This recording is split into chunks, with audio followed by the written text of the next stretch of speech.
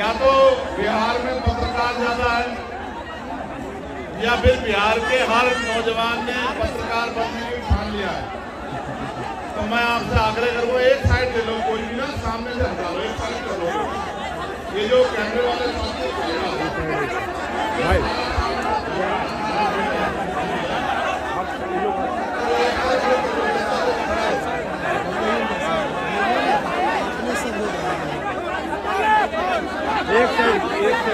एक साइड उधर कीजिए ना।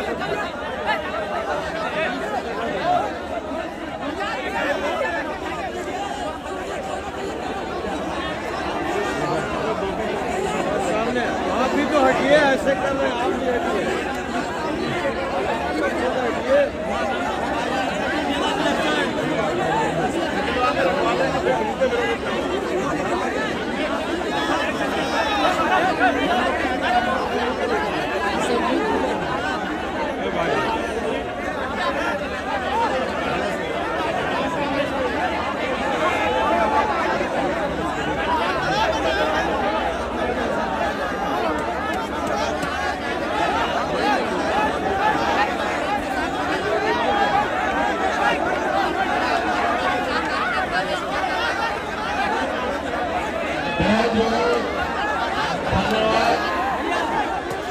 सबसे पहले तो मैं आज आप सबको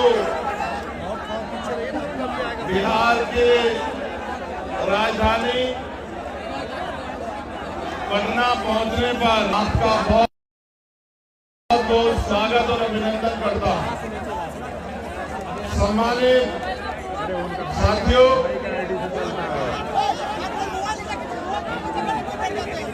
आज भीम आर्मी आजाद समाज पार्टी के नेतृत्व में समाधान रैली के अवसर पर मुझे आपके बीच आने का मौका मिला है। इसके लिए मैं यहाँ की लीडरशिप का, आर्मी आजाद समाज पार्टी के प्रदेश कमेटी का, परमंडल कमेटी का, जिला कमेटी का, विधानसभा कमेटी के नेताओं का बहुत बहुत धन्यवाद। आप जो जितना पे उतने पे कर लीजिए। आज समाधान रैली में अपनी बात को रखते हुए मैं सबसे पहले सभी धर्मों में जन्मे सभी संतों, गुरुओं और महान पुरुषों को नमन करता हूं। उनमें भी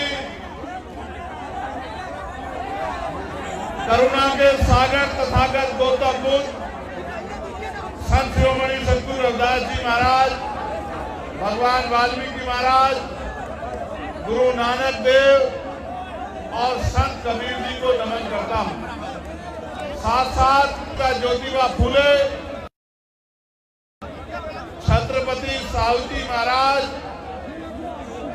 डॉक्टर बाबा साहब अम्बेडकर, ईवी पेरियार रामानायकर स्वामी, पेरियार ललई यादव, बाबू जगदेव प्रसाद कुशवाहा, जननायक कपूरी ठाकुर, महाराजा चौहरमल, बिजली पासी, अर्जक संघ के संस्थापक सदस्यों में रहे चौधरी महाराज सिंह भारती, महामना रामस्वरूप वर्मा, मान्यवर दीना भाना वाल्मीकि और मेरे गुरु मान्यवर साहब काशीराम जी को नमन करता हूं।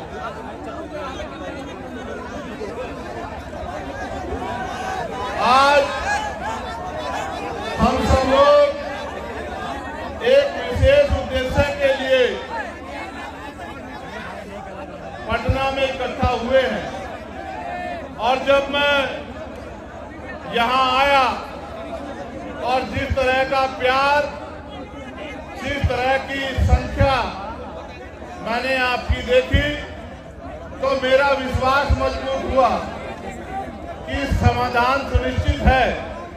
आपकी समस्याओं का समाधान आने वाले कल में सुनिश्चित है, क्योंकि जब जब आप अपनी समस्याओं के लिए ईमानदारी से काम करोगे और समस्या का हल ढूंढने का प्रयास करोगे तो क्योंकि भारत में लोकतांत्रिक व्यवस्था है और बिहार तो लोकतंत्र के जननायकों में से बड़े बड़े नेता जिन्होंने बिहार में जन्म लिया, ये क्रांतिकारी धरती है। यहाँ की समस्याओं का हल तो बहुत जल्द सुनिश्चित हो जाएगा। आज आपका जुटा ये जनसमूह इस बात की गवाही दे रहा है कि आने वाला कल कमजोरों का, गरीबों का, दलितों का, पिछड़ों का, आदिवासियों का, मुसलमानों का, अन्य धार्मिक अल्पसंख्यकों का और हर जातियों के गरीब लोगों का है। ऐसा विश्वास मेरा आज आपकी संख्या के आधार पर यहाँ मजबूत होगा। साथियों, मैंने बहुत सारी समस्या आपकी सुनी, वक्ताओं के माध्यम से मंच में मैंने बहुत सारी समस्याओं को जाना और एक बहुत बड़ी संख्या यहाँ माताओं बहनों की भी है जो बड़े लंबे समय से जिम्मेदारी से इस मंच की तरफ देख रही हैं। बहुत बड़ी संख्या में नौजवान और जिम्मेदार लोग भी पहुंचे हैं। हालांकि आप भी जानते हैं कि पहले ये रैली एकदम फेल हो जाएगा, लेकिन मैं समझता हूं कि वो आपकी शक्ति से अनभिज्ञ है, उनको आपके संघर्ष की जानकारी नहीं है, इसलिए उनको ऐसा लगा कि अगर एक की जगह कार्यक्रम किसी अन्य तिथि में होगा तो कार्यक्रम सफल नहीं होगा। मैं मुख्यमंत्री जी को ये कहना चाहता हूं कि ये तो मात्र ट्रेलर है, पिक्चर तो हमारे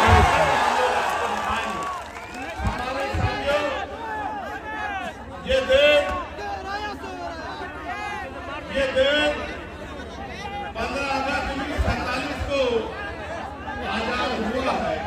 16 अगस्त 1947 को हम लोग इस देश में ब्रिटिश हुकूमत के अधीन थे। ब्रिटिश हुकूमत के अधीन होने के कारण इस देश में बहुत सारे हक अधिकार हक वंचित समाज के लोगों ने, यहाँ तक कि देश में सदियों से चली आ रही कुप्रथाएं भी थी, जिनमें विधवा विवाह न होना, बाल विवाह होना, महिलाओं को सती प्रथा जैसी कुरीतियों का सामना करना और भी ऐसी बहुत सारी कुरीतियां और प्रतिबंध लगा के हक वंचित समाज के लोगों को गरीबी, बेबसी, लाचारी और जौन जाति का जीवन जीने के लिए मजबूर किया गया था। ये बात मैंने आपको इसलिए बताई कि आज भी आपकी समस्याओं में ये समस्याएं प्रमुख हैं कि रोटी, कपड़ा, मकान जो बुनियादी जरूरत है, खाने के लिए रोटी, पहनने के लिए कपड़ा, सर ढकने के लिए छत, पीने के लिए साफ पानी और आत्म सम्मान का जीवन, ये बुनियादी जरूरतें हैं।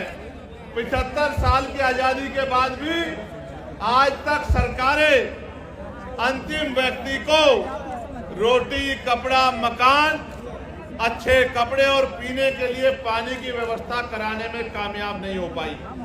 ये इस लोकतंत्र का सबसे बड़ा फेलियर है।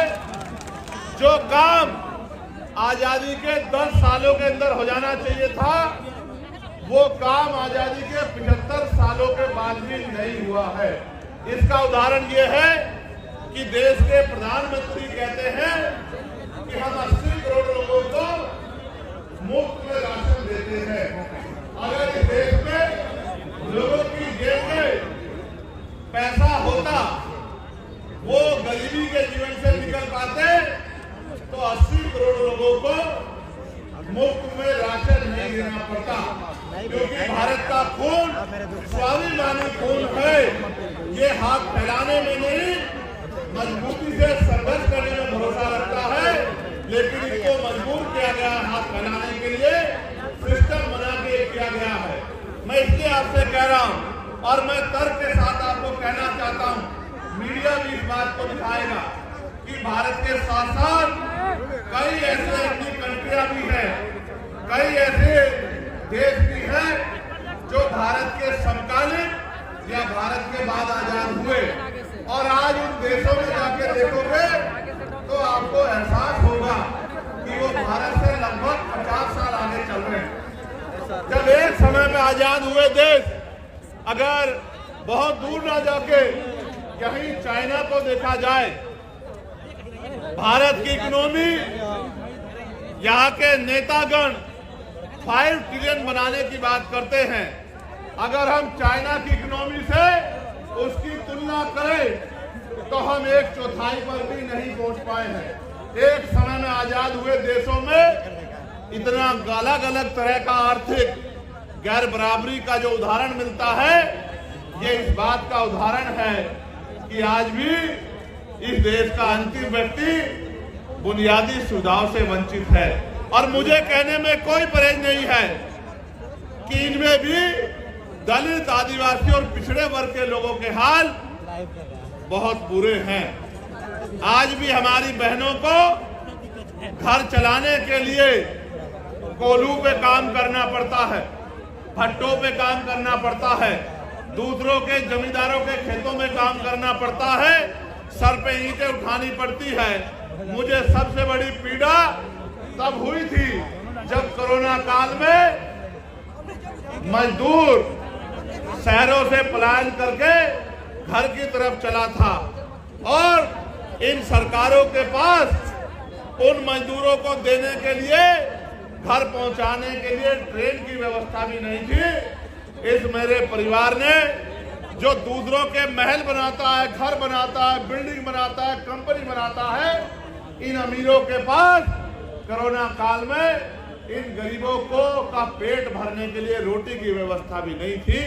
मैंने देखा किस तरह मजदूर पलायन करके आया, कहीं ट्रेन के नीचे जाके मरा, कहीं भूखे पेट मरा, कहीं पानी की कमी के कारण मरा, और माए अपने बच्चों को बैग की चैन के ऊपर अपने बच्चों को लिटा लिटा के सफर कर रही थी। पैर में छाले पड़ गए, हाथों में छाले पड़ गए, गले सूख गए, हृदय गति रुक गई, हजारों लोगों की जान गई। लेकिन यहाँ की और केंद्र की निकम्मी सरकार बैठ के गरीबों की मौत का तमाशा देखती रही। ये हमने अपनी आंखों से देखा। सबसे ज्यादा मजदूर अगर देश के किसी कोने में जाता है तो वो बिहार का व्यक्ति है, जो अपना पेट पालने के लिए अन्य अन्य से प्रदेशों में जाके रोजगार ढूंढने का काम करता है।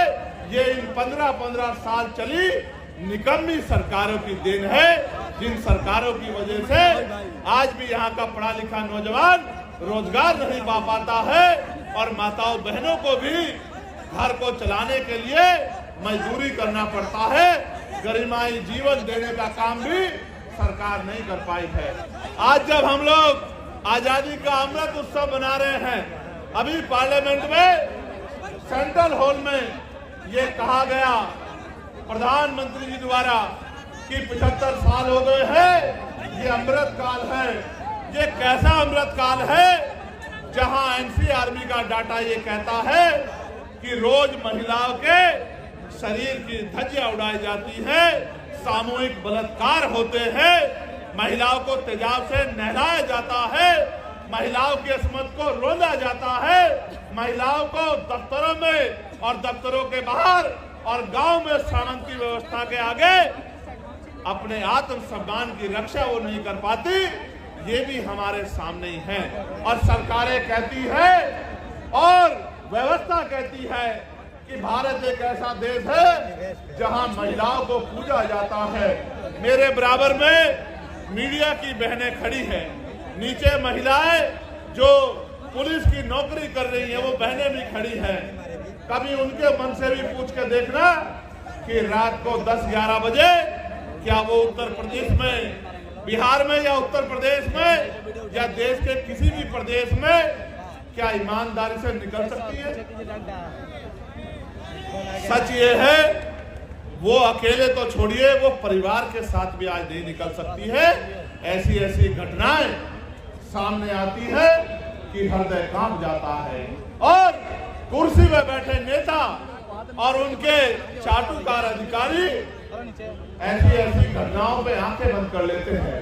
जब मैं बिहार के साथियों से बात करता हूं तो पता लगता है 13 साल की बच्ची का रेप हुआ, 12 साल की बच्ची का रेप हुआ, 15 साल की बच्ची गायब हो गई, 2 सगी बहनें गायब हो गई, कहीं मार के 2 बहनों को लटका दिया गया। तो ऐसा महसूस होता है कि देश में गरीबों का, और गरीबों में भी दलित पिछड़े आदिवासियों का, उनकी बच्चियों की इज्जत का कोई मोल नहीं है। यहाँ देश में कुत्ते, बिल्ली, बकरी, गाय, गधे, घोड़े की इज्जत है, उनका भी सम्मान है, लेकिन इंसानों का सम्मान नहीं है। तो ये महसूस होता है कि ये सरकारें